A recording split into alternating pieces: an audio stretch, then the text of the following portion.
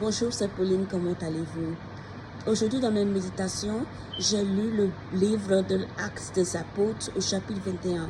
Dans ce texte, l'apôtre Paul était en chemin pour Jérusalem. L'Esprit Saint a révélé à plusieurs chrétiens croyants que l'apôtre allait y aller et être arrêté et il allait avoir des difficultés, être mis en prison et tout ça. Et ils lui ont révélé à l'apôtre Paul, il y avait même des prophéties et tout. Mais ça n'a pas empêché l'apôtre Paul de partir à Jérusalem. Parce que dans le passé, si vous vous en souvenez, lorsqu'il a été converti, Dieu, Jésus, avait dit que l'apôtre Paul allait mener la bonne nouvelle aux non-juifs et que il allait même amener la parole dans la cour du roi des Romains, le roi de Rome. Donc, il fallait que cette prophétie se réalise et pour que ça se réalise, il fallait que Paul parte à Rome et qu'il soit arrêté et que le processus soit enclenché.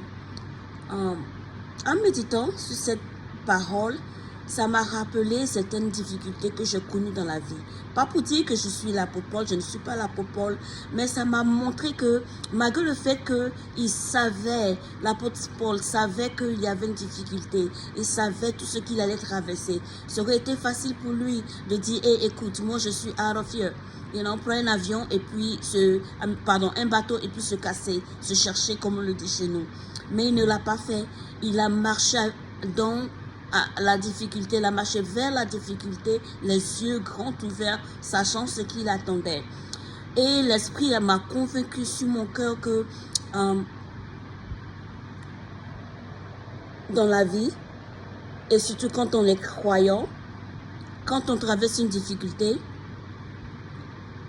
nous devons plutôt chercher à connaître la volonté de Dieu, ce que Dieu cherche à réaliser dans cette difficulté.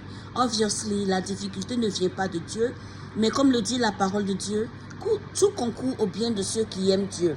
Donc, Satan peut avoir prévu quelque chose pour toi, mais Dieu peut utiliser cette situation pour se glorifier, pour faire quelque chose de mieux pour toi.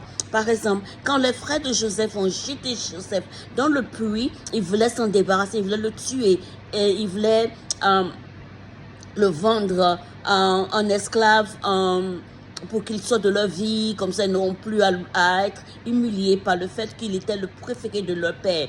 Mais Dieu a utilisé cette situation non seulement pour élever Joseph, mais aussi pour sauver sa famille.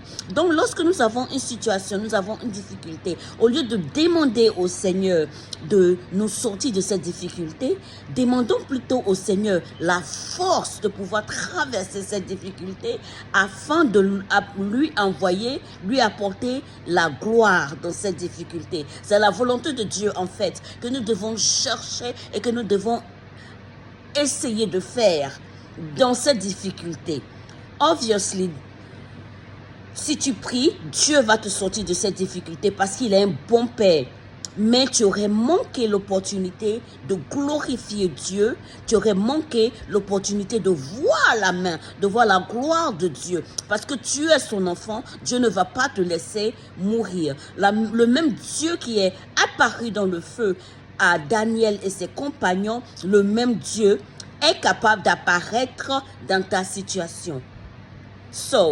La prochaine fois que tu as une difficulté, au lieu de demander à Dieu de te sortir de cette difficulté, demande plutôt à Dieu de te donner le courage, la force et l'intelligence, la sagesse de rester dans la situation et de faire sa volonté dans cette situation. Demande-lui, quelle est ta volonté, Père, dans cette situation? Qu'est-ce que tu veux que je fasse? Montre-moi ta volonté, que ta gloire, que ton nom soit glorifié dans cette situation. Dieu va te montrer ce qu'il attend de toi dans cette situation et il va utiliser cette situation pour te transformer, pour te grandir dans ta foi, pour la gloire de son nom.